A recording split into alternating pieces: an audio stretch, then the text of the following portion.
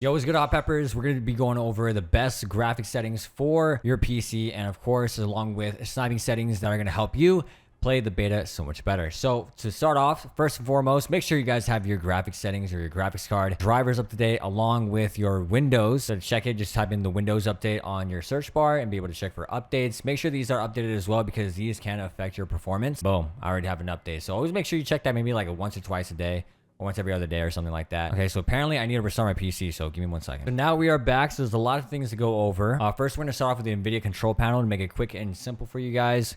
If you guys want to go copy these settings, you guys are more than welcome to. So to start off, image scaling off, ambient occlusion off, anisotropic filtering, application controlled, anti-aliasing off, gamma correction on, anti-aliasing mode, application controlled, transparency off, background application, max frame rate off, CUDA GPUs all, DSR factors off. And I'm gonna scroll down here. Low latency mode on. Apparently some people can have it on off. It doesn't really matter. It doesn't really affect the frame rate that much. Max frame rate off. You can have monitor technology GC compatible or fixed refresh, whichever works best for your monitor. And if you guys want to copy the rest of the settings, I do want to make a quick credit to Colonel on Twitter, and of course my friend OD as well, for helping me out with these settings. So without them, I wouldn't be able to get these graphic settings and maximize my FPS, my performance, stuff like that. So also make sure that your resolution on your monitor is at its fixed resolution with its refresh rate. So for me, 1440p, 240 hertz. Okay, so now that's done, we're gonna do one more thing before we hop into the game here. So what you're gonna want to do is go on your libraries folder, go to your documents, and then you're gonna want to go over and click Call of Duty, and then open up players beta. And there's this notepad that's gonna be called options.iw9. You're gonna right click this. You're going to open with, and you're going to basically open it with a notepad, and then you're going to click OK. So what you're going to want to do is you want to find two things. One is the video memory scale. You're going to want to change that to 1.2 here. And then your render work account. If you have an Intel processor, you're going to want to put it to 4 or 6. And then if you have an AMD, you're going to have to cut it in half based off how many cores you have on that CPU. So if you have 12, you're going to put 6. But however, the minimum is going to be 4. So if you have 4 cores on your CPU, just keep it as 4. So what you're gonna do now is when you change that, you're gonna click save, and then you're gonna exit out the notepad. You're gonna right click on the options folder and click properties, and you're gonna make sure you click read only, and then click apply, and then hit OK. So that way the game can actually make use of that IW9 file. You're gonna close that out. Okay, there's one other thing I did forget to mention real quick. Go over to your search bar, typing game mode settings, click on that. Make sure your game mode is on, Xbox game bar off. And then what you're also gonna type is graphics settings. You want to make sure you have your hardware accelerated GPU scheduling on. And then the last one you want to do is type in background apps, and you want to make sure that you have your background apps on off. Now, just so you know, Colonel is the one that suggested me to do this. So based off his Twitter. So I'm just copying whatever he said. I want to give credit to him, and I want to be sure that you guys are informed as well, because I know some of you guys don't have Twitter. Okay, so now that we're on the game, you're going to hit start. You're going to want to go over to your settings here. Do not click on quick settings. You're going to want to go over to graphics. And you want to copy these settings. However, obviously, if you have a different monitor, it may not look the same as it would on the display settings here. So I rock a 1440p, 240 hertz monitor. You want to make sure that you have your screen refresh rate set to whatever your monitor is set to, including with the display resolution. Dynamic resolution, you want this off. Aspect ratio, automatic, doesn't really matter. VSync, both off. Custom frame rate. You want to have it on 300, because if you have it on limited, then your PC is probably going to get high just by running so many frames in the menu. So you want to make sure you cap it out at 60, and then out of focus, custom frame rate at 30 here. So we go down, display gamma 2.2, brightness, I have it at 55. You can do it at 50. I feel like 55 is better because you can see a lot better, especially when you're in the dark corners of the map and the visibility is not that great. So I think 55 is as high as you want it to be. Focus mode, you want that off. And then the high dynamic range HDR, I have that as off. So now going over to quality, my quality preset is on custom. You want to change your render resolution to 100. Make sure it's on 100 here. I guess mine reset it for whatever reason. Nvidia DLSS. So if you have a 1440p monitor, you can try this out yourself. I noticed that if I use Nvidia DLSS and not use a fidelity cast, I get more frames from DLSS by using either performance or quality. I believe if you do performance, it's better for 1080p.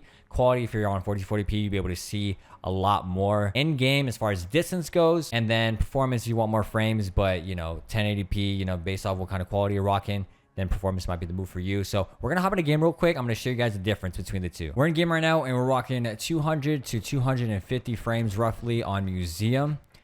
We're rocking on performance settings. And if we switch over to quality, which is personally better for 1440p graphics cards, such as 30 series, you do lose like maybe about 20 to 30 frames, but you're roughly averaging around 200, 180 to 200. But it looks so much better for quality. You'll be able to see across the map. So if that's your biggest concern, then quality is going to be the move to go. But if you're rocking 1080p, definitely performance will be the move for you guys.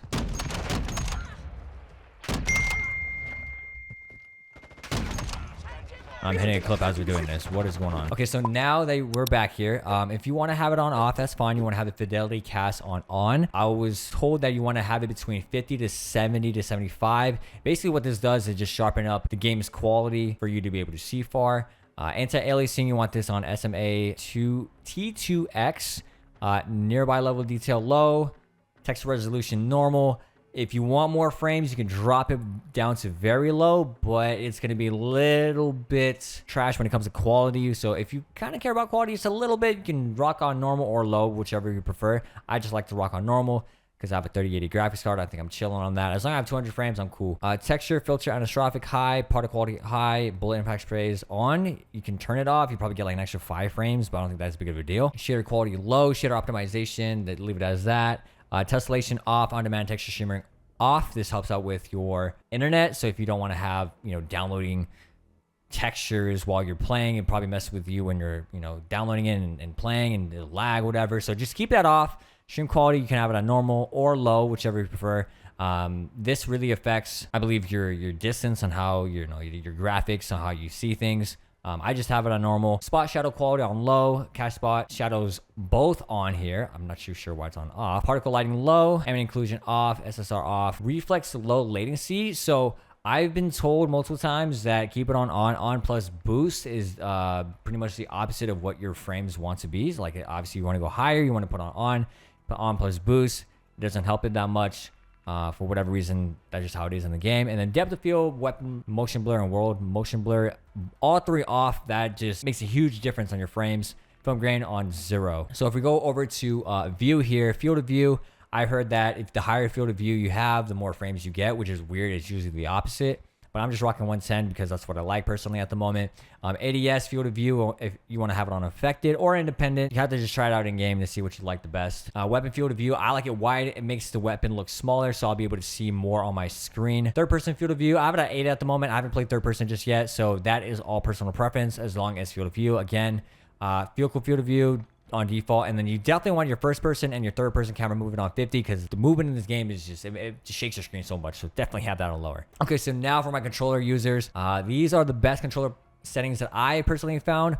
I play on tactical flipped, or at least tactical. You can just basically kind of transfer over the settings that you have from Modern Warfare 2019 to this game because a lot of the settings are very similar, kind of with Cold War as well. And what you mean by kinda is, well, the sensitivity goes up to 20. So if you never played Modern Warfare 2019 or even Vanguard, if you only play Cold War or any previous game or just Cold War in general, you kind of want to just match like 14 to be a sensitivity between 18 to 20. So it's about like a 6 sensitivity difference, 5 to 6 sensitivity. Kind of have to try it for yourself to be able to figure out what you like best. I'm rocking 2020. I just love max sense. That's just how I am. I might change it later on though, but that's another topic. These are the rest of the settings that I'm rocking. If you guys want to go apply it to yourself, go for it. So moving on to advanced, I noticed that default aim assist is pretty strong itself, at least for me.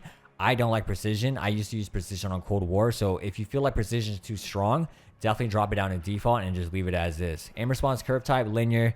I haven't really tried dynamic or standard, but I kind of kept it the same as Cold War. So that way you guys are kind of like similar with it.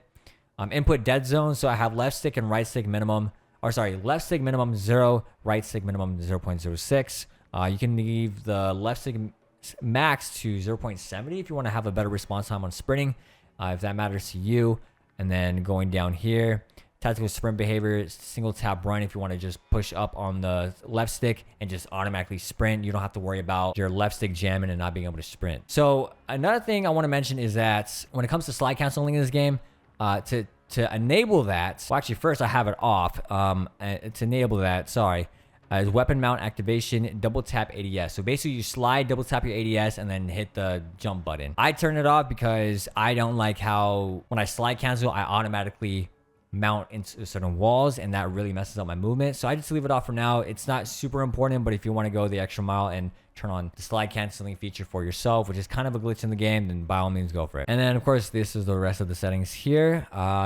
I would say parachute auto deployed. You don't really need that. It's only really useful for the new game mode invasion. You're on like buildings and stuff, but there's really not that much. Anyway, so yeah, that's the rest of the controller advanced settings here. Let's go over to interface real quick. So if you guys want to enable your FPS counter and your latency, if you go down to interface under telemetry, I think that's how you say it, open it up by pressing square or whatever, and then enable FPS counter and server latency. So you know what server you're on based off your ping. And then of course the FPS on how many FPS you're rocking out here. So this is the rest of the settings that I have for myself that works best for me. So if you guys want to go copy that, by all means, go for it. I believe this is basically the same settings that a lot of pro players would use themselves. And then last but not least, audio settings. So I prefer headphones bass boost or headphones. I think depending on what kind of headset you have, try out between the two. I think either or probably works best. I'm just rocking out headphones for now. For me, I don't really sound whore that much, but I do notice that I can hear just enough footsteps, like a full 360 angle with these earbuds on headphones. Maybe it's just my earbuds because of quality, who knows? But headphones works best. And as far as the rest of the settings go here, that's pretty much it. I mean, my mic is really loud in game for whatever reason, so I probably have to adjust that on the Windows settings there. But unfortunately, I do not have any mouse and keyboard settings here. So if you're on mouse and keyboard, I'm pretty sure you guys already know like what to change your keybinds to. I definitely don't recommend whatever I use, because again, it's all based off personal preference. Yeah, that's pretty much it. If you guys want to do me a quick favor, drop a like on this video if this video helped you out a lot, and share it with a friend and make sure they get the best FPS they can get out of the Modern Warfare 2 open beta. And if there's any settings that I did not go over, please let me know down below in the comment section. I'll be sure to cover it on top of the pinned comment so you guys are informed. And of course, if you guys want to see some Modern Warfare 2 content when it drops, be sure to subscribe to the YouTube channel. We post Modern Warfare 2 content and Modern Warfare 2 Sniping content consistently.